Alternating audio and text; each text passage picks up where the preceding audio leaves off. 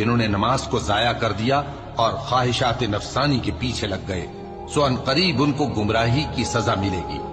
हाँ, जिसने तौबा की और ईमान लाया और अमल नेक किए तो ऐसे लोग बहिश्त में दाखिल होंगे और उनका जरा नुकसान न किया जाएगा।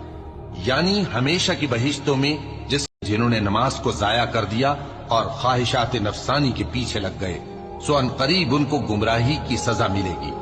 हाँ, जिसने तौबा की और ईमान लाया और अमल नेक किए तो ऐसे लोग बहिश्त में दाखिल होंगे और उनका जरा नुकसान न किया जाएगा। यानी हमेशा की बहिश्तों में